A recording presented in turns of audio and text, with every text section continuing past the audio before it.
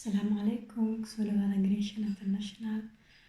Maanta waxaan sameynayaa maaska wajiga ku sameysto xulbo. Wajiga ku nadiifinaynaa. Wajigayga nadiif waaye, waa soo dhaqay. Marka waxaan u baahanahay maaskadaaniiti xulbo. Hal qaado kafee xulbo ku shubeysaa wiilkan yariiska.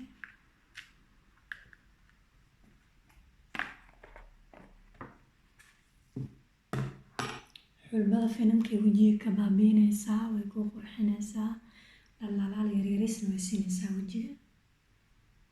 Isbuucii hal mar aad sameynaysaa ama 2 jeer.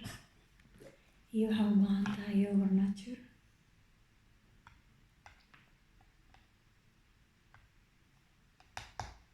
Hal qaando yogurt nature aan ku darayaa.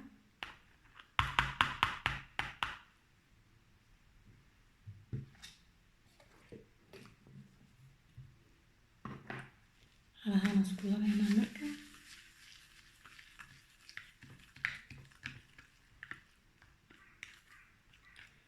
Je fais un masque au fenouil grec en poudre avec du yogourt nature. C'est fait maison, c'est naturel.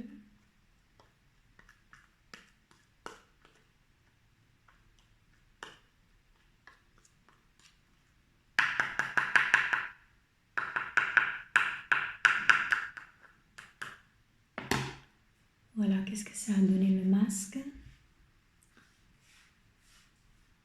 Une fois mélangé, ça donne comme ça. Donc maintenant, on va appliquer. Marka waa kana hadda wajiga marinaya. Isbuucii hal mar aad sameysanaysaa. Nabaree kaa baabmeyne, wajiga liishay ka dhigaysaa.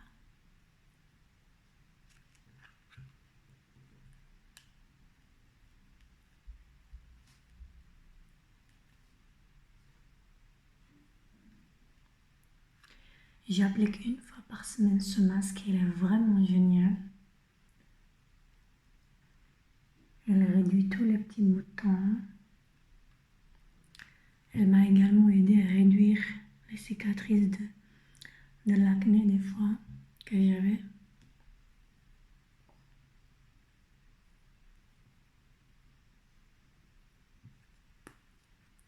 C'est tout frais en plus comme ça.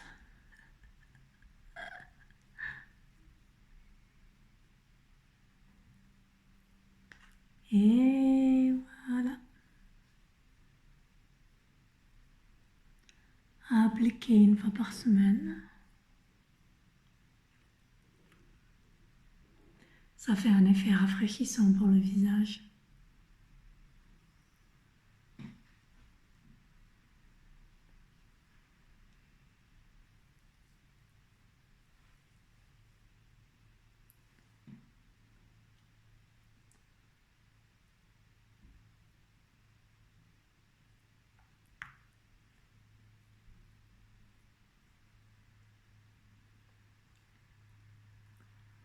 Alors attention, le contour des yeux.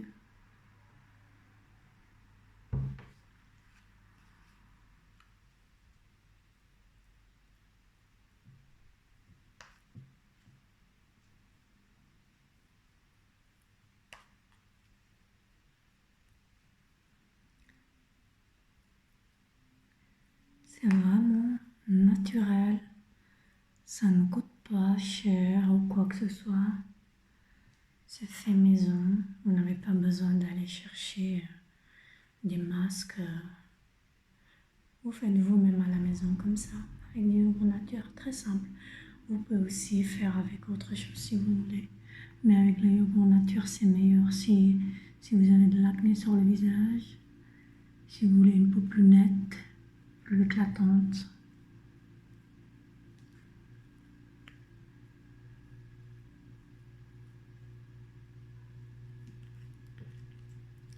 soo xulbada si fiican u mari wajiga.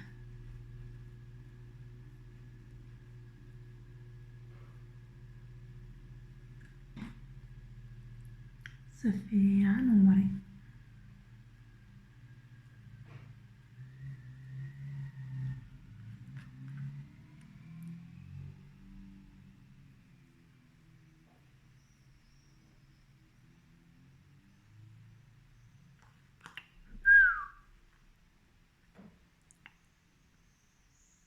سفيعا مرسح الباب.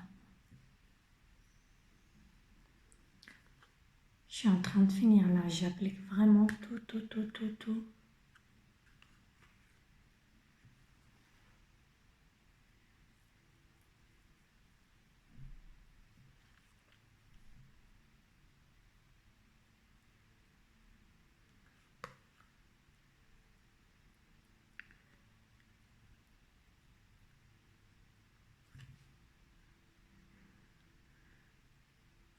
So I take care to myself today. Aujourd'hui, je prends soin de moi.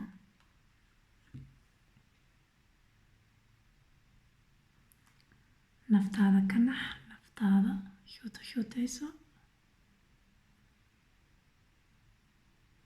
Waqti qaado, oo ku samaysatid xulmadaada isbuuci hal mar. Hadaa wajiga finan ku qabtid ama hadaa rabtid inaad wajigaada qurxisid.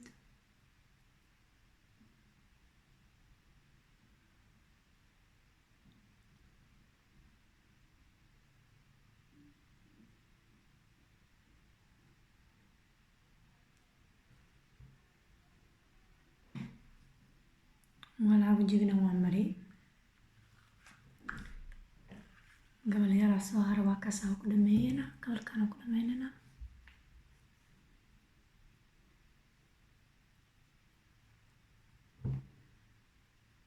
Meelaha u baahantid oo ku badan kartaa. Waad ogtahay meelaha yihiin inay nabarkaaga soo baxdo.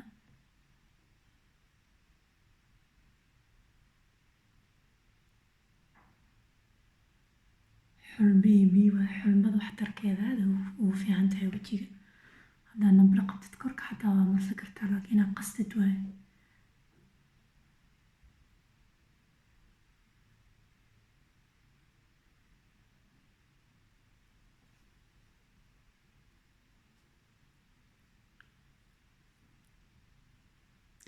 Wajigana lama qurxinaysid, korka xataa waa qurxsanaysaa. Korkaada iyo wajigaada inay natural ahaadaan. Quruxda ma ahan inaad maalintaa wax marsadid. Waxaa waaye inaad wax fiican isbuuci hal mar si fiican ugu samaysid sidii xulbada, huruuda, waxyaabahaas kaleete. Marka waa kaas wajigayga saas uu kasoo baxay. Voilà, donc j'ai mis tout le masque de fenugrec. Donc on va attendre 15 minutes et puis après je vais pouvoir la laver et je vous montre à quoi ça ressemble. Marka waa kaas wajiga waa kasoo dhaqay. 15 daqiiqo aan ku dhaafay. 15 daqiiqo ka bacdi waa kasoo dhaqay. Hadda kareem iyo waxba ma marsano.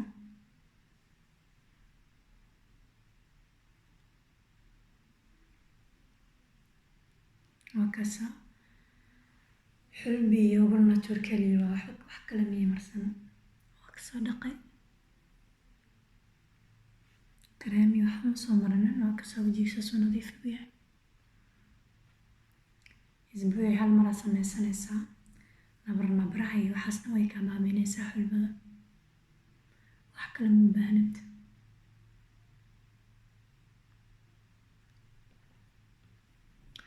Donc voilà, comme je suis en train de dire, je viens de rincer après 15 minutes le fenugrec avec le yogourt nature.